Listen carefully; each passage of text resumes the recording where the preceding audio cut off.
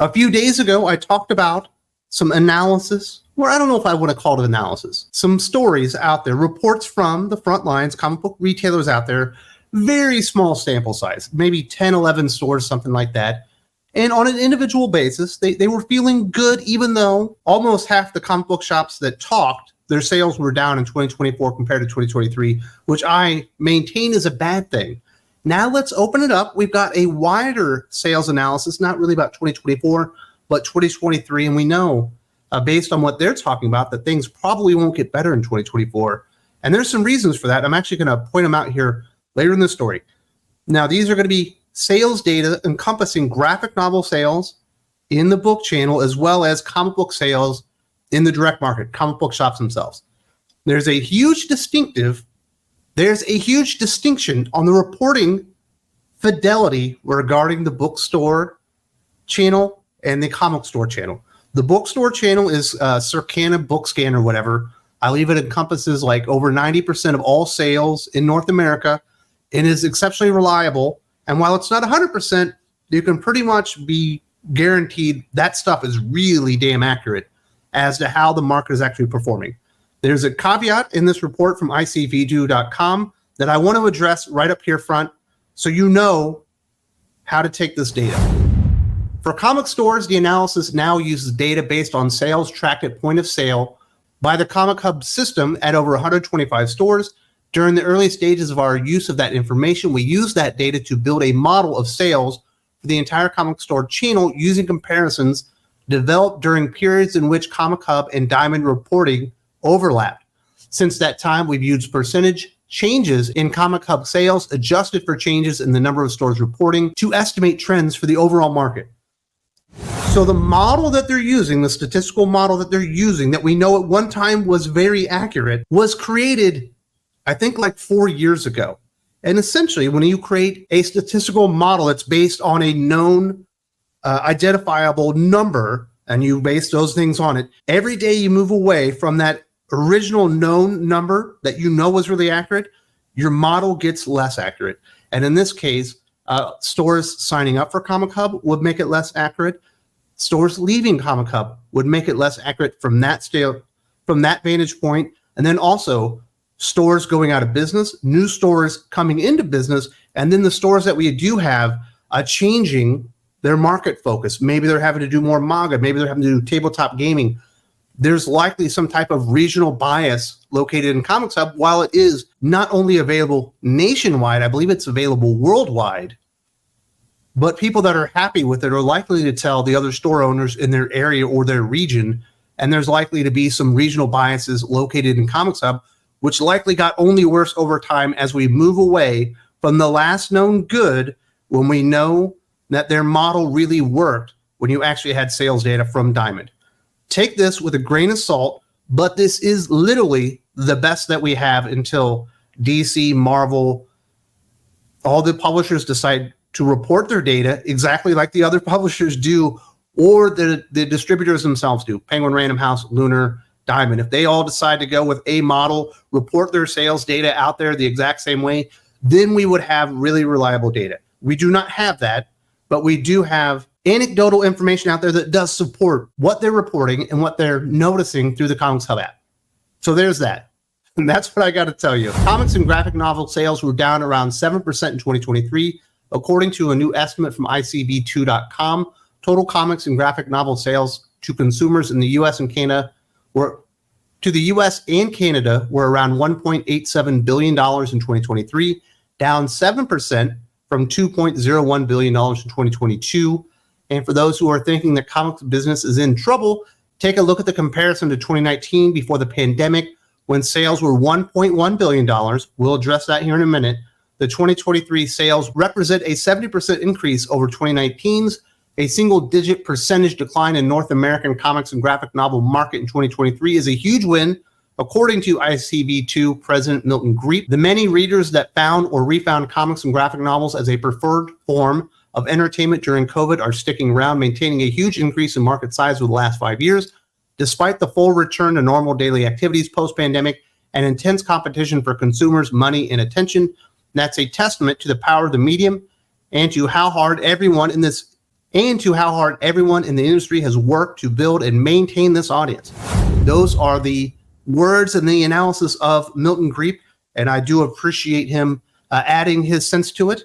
But this is not a manga channel, and they're basically throwing that all into the numbers here. And we do know that that enormous climb, that record climb in sales data that occurred since 2019 was almost 100% on the back of manga sales, actually not comic book sales. And we do know through reporting out there that manga sales are becoming a bigger and bigger part of local comic book shop sales as well. It's becoming a bigger part of their ecosystem as they're eating up shelf space, not only, obviously in bookstores where you have enormous manga sections and tiny little graphic novel sections with Marvel and DC, but they're also starting to eat up into the shelf space in local comic book shops who can't really rely on sales from DC and Marvel comics. So while it's great that the number remains high, we also know that it's not because of Marvel or DC or really American comic books in general. It's almost all on the back of manga, as well as like YA graphic novels, kids graphic novels, Dogman, Smile, all that kind of stuff. Diary of a Wimpy Kid, which they're kids comic books, but it's not Batman, it's not Spider-Man. They aren't what the traditional market leaders have been over time, and they basically have done all the heavy lifting. So to where you could put on your rose-tinted glasses and be like, oh yeah, everything's great for Marvel and DC and comic book shops.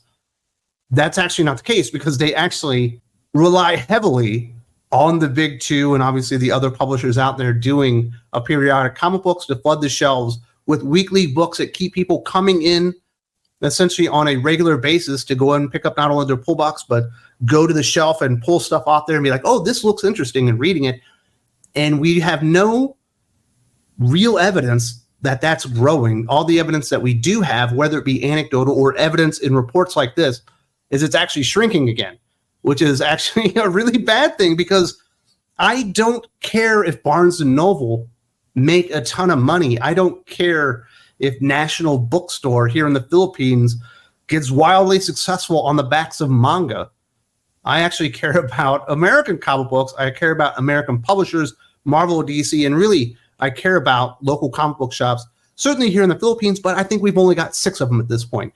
And that's how much the market has dried up just where I am, and we're seeing tons of comic book shops go down. Certainly lots of reports that, hey, my lease is up in 8 months, and if things don't turn around massively, there's no way I'm going to be keeping up my business, and we'll just do it online, but we won't have a storefront anymore. And that sucks, and that's kind of where we're going here. But every time these numbers comes out, nobody wants to be fucking honest about it. Milton Griepe doesn't want to be honest about it. Heidi MacDonald can't be honest about it. Heidi MacDonald can't be honest about it. Nobody can actually sit here and call a spade a spade. David Harper's be like, oh yeah, everyone feels real confident. Yeah, on an individual basis that maybe they'll be able to make it through the year. But we actually want a thriving comic book market. And that's not the indicators that we have. And that is just not the market that we're in. There's actually contraction happening, which we would have expected, because when the pandemic did happen, people were looking for things that they could enjoy in-house, and reading and graphic novels and comic books were all a part of that. Unfortunately, the overwhelming lion's share of that went to manga, because Marvel and DC hadn't reproduced really anything awesome except for a few books here and there over the last 10 years.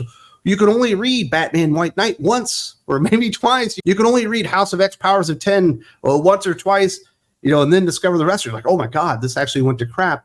And there just wasn't enough cool stuff that people hadn't read already. If you quit reading comic books in 2000, the pandemic happens, you're stuck in your house, you're like, man, I used to love Batman. You come back, what is there? Batman White Knight and Court of Owls. And then you have to go back to The Killing Joke. And then you have to go back to Batman Year One and The Dark Knight Returns and all that stuff that you would have been talking about 25 years ago. This industry is stuck in an enormous rut because of all the enablers that keep telling them nothing is wrong. The fucking industry's burning. Of course it's wrong. You got to see the forest through the trees on this stuff. I don't want Barnes & Noble to get bigger. I don't want them to go out of business. I don't care. I care about small businesses, and I care about The comic book fans that came into the industry and loved the industry and wanted to support it. And everything that we have out there is certainly, there are shops that are doing better today than they ever have. But there are far more shops that are maybe breaking even on a year-to-year basis or having worse years than they've ever had. And that's a problem that no one will address because there's a quality issue, but we can't talk about what the quality issue is. It's the weirdest industry in the world. Trends in sales by format and channel did not vary much in 2023. By format, graphic novels were down 7% and periodics down 6%, preserving their relative shares. By channel, comic stores and the book channel, which includes online retailers like Amazon, declined by similar amounts, 8% for comic stores and 7% for the book channel. Comics on Kickstarter had a big year, up over 30% in dollars raised from backers in North America. And that's where we are. If you're looking for the big success, it's independent creators going out there and bootstrapping their own projects, going direct to customer, selling them not only on their book and their artistic quality, whether it be as a writer or an artist, but just selling them as a human being as, I'm somebody that you want to support. I'm a good person. I'm putting in the work. Look at all the stuff I'm doing here. The book is going to be up on Indiegogo or Kickstarter, and I hope you want to go out there and support me. And people are responding to that because guess what? When you actually have to sell your books, not just on the fact that it's a Batman book or a Spider-Man book, you have to be a decent human being. You actually have to be nice. You have to have a face out there that people are going to want to support. When you have these publishers that are out there underneath, Warner Brothers and Disney, and they just have all the IP in the world that's instantly, whether it be Batman, Spider-Man, X-Men, all that stuff out there, they don't have to go out there and be nice to customers. They don't have to tell you why you should read the book. If you go and follow, I would say 80% of the creators in comic books out there, if you went on their Facebook or their Twitter or whatever, they would never tell you why you should go and buy their Batman book or their Hawkeye book or whatever book that they're actually selling out there because they know it doesn't matter. It's going to sell in the brand name alone. And we've lost this connection between the creators, and really the entire community, to where you need to be out there selling your stuff and selling yourself and letting people know this is a great community and this is a place to be for the best storytelling medium in the world. And I don't see anybody out there doing that outside of your, Eric July's or, and all those type of people that are out there selling themselves and their product on a day-to-day basis. So I'm not surprised that Kickstarter had a big year. And I'm not surprised that comic book store sales fell by a greater percentage than even Amazon and bookstore channels. And it sucks because, comic book retailers, they're an odd group, to get in there and know that you're probably never going to become super duper rich, but to have that love for the medium and the love for the fandom and the characters and all that stuff and be like, you know what? I might not ever be rich, but I'm always going to be a part of the industry that I love. That takes a lot of commitment. And nobody wants to get back to these guys. And when I'm talking about these guys, and when I'm saying nobody, I'm talking about the publishers or the distributors or anything. Why aren't they going out there and partnering with these retailers and show that you actually care? It's not even about it's not even about returnability, all that stuff, which would certainly help. But why don't you actually put out a book that that 80% of comic book retailers would have no problem selling at all? They look at it, they go, awesome character, awesome team. Oh, that's what the story is going to be. Everybody in my comic book shop, or almost everybody, is going to want to read this. This is the easiest book in the history of the world to sell. We got a couple of those right now. Ultimate Spider-Man and Transformers to another degree. Dana Warren Johnson, I don't know, is he mainstream now? Now that he's the Transformers guy? Maybe he is the Transformers guy. Maybe he is mainstream because of that. I'm not really sure. But, this is bad stuff. Stop pointing back to 2019 and be like, oh, yeah, but look at this. That was all driven by manga and fucking Dogman, man. It's not a Batman success or a Spider-Man success. And it's not really going to benefit, by and large, the comic book retailers themselves. What is it going to benefit, really? 20% of them, maybe? If we're lucky, more like probably 10 or 15%. A lot of people are out there struggling, waiting for something awesome to happen. And DC is an even bigger culprit in all of this than Marvel. We haven't had a fucking Justice League book in like 3 years since Justice League 50 from Josh Williamson, because we had to kill him off for the Dark Crisis on Infinite Earths that mattered like literally nothing.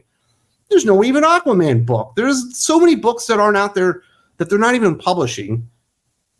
And it shows in the numbers. And they even reduced their publishing efforts by a lot, which you'd think would make it better. Like things would have to get better if you stop producing so many bad books. No, they're just as bad. Batman somehow got bad. I don't even understand it. And DC's market share numbers, I've mentioned this a couple of times, but this is embarrassing. DC Comics market share in comic stores continued its decline in Q2 2024, dropping below 20% as the spread between the big two continued to widen. DC shares dropped by nearly 4 percentage points between Q1 and Q2 2024, going from 21.6% in Q1 to 17.8% in Q2. DC's dollar share for all of 2019 was 29.23%, according to Diamond Comic Distributors, over 10 points higher. Meanwhile, Marvel Comics saw a slight increase in its market share for the second quarter of 2024, going from 38.9% to 39.2%. Marvel's share was more than double DC's in Q2 2024. That is insane. Marvel always outsells DC. There have been a couple of exceptions, very briefly. At the very beginning of New 52, DC, I think, outsold Marvel and had a higher market share, I think, for close to a year. And then during DC Rebirth, I think for the first, it's either 3 or 6 months. It was a short spot, but DC was able to outsell them. But typically, since I've had the channel and we did have the numbers and market share and all that stuff that was out there and widely available, the number was like 35% Marvel, 25% market share for DC, and then normally Image would be in there between like 11 and 15%. Normally, there was like a 10% spread. And Marvel were certainly more popular. They were producing far more comic books, especially when I started my channel. And really, I bet pound for pound, DC was selling better per title than Marvel was. But they still had a market share. But they still had a greater market share because they were offering more titles, which is whatever. But for them to be like over doubling up DC at this point, that's like it's not unexpected, because their output went from like 55 to 65 comic books a month down to like 42 to maybe 50 in a month, which was a dramatic decrease. And then Marvel's all the way back up into like the 80s in a given month. And it's insane. DC is just, there's no quality out there. Even the popularity of Batman is bottomed out. It's not even a top 5 book anymore. It might not even be a top 10 book next month. That's how things are trending for Batman. We saw the initial interest in Absolute Power was basically nil. Although there was some, there was some buzz about Absolute Power, and it sounded like people showed up late after they heard it might be good. But then you had Mark Waid open his fucking mouth again and prove again he's Mark Waid, which might have a lot of people reconsidering their support of the book just because he's on it. And DC is in just such bad shape. And hopefully, I think things will turn around, because in October, we should get the Absolute Universe, and we should get DC All In, and we should get new writers on Nightwing, Detective Comics. I think Batman will be in there, maybe Flash if we're really lucky. And I think Harley Quinn as well. So there's some major titles that would get rebooted in continuity. And then we got the Scott Snyder, Jason Aaron, Al Ewing, Kelly Thompson, and all those creators do an Absolute Universe, which we'll learn about very soon. And I do think that their market share will go up dramatically starting in October. But October is a few months away, and we're getting to the end of the year. And these retailers need help now. And DC knows that their sales have been trending down for a really long time, and they had no plans to stop it. They didn't go, well, you know what we need to do?